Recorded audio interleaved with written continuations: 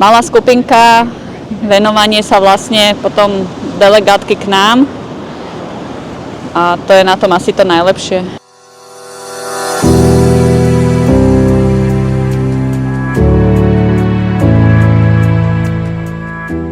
Bábi, čaute. Ahoj. Ahoj. Prečo ste sa vybrali na Island?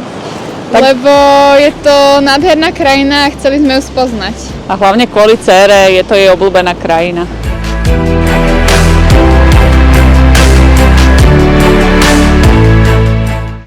Áno, a čím ťa fascinuje?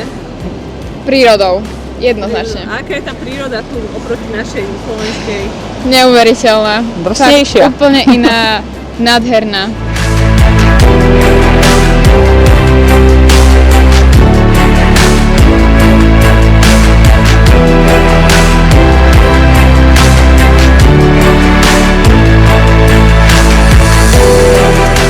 Čo sme dnes videli? No, Vodopády, Áno.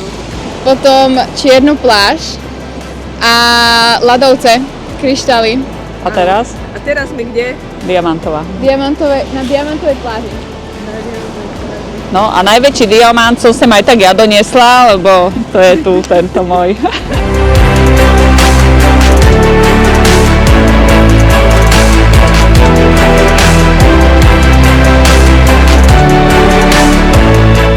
A ako sa vám páči cestovanie s cestovkou Objavuj svet? Nádherne. Výborné. Mala som odporúčanie od kolegynky, ktorá bola tiež maximálne spokojná. A my sme tiež. Áno, a čo vás na tom baví? Malá skupinka, venovanie sa vlastne potom delegátky k nám a to je na tom asi to najlepšie. Áno, a cestovali by ste zas? Áno, Áno. Áno. Dobre, tak to nás veľmi teší. aj nás. Čauky. Čau. Ahoj.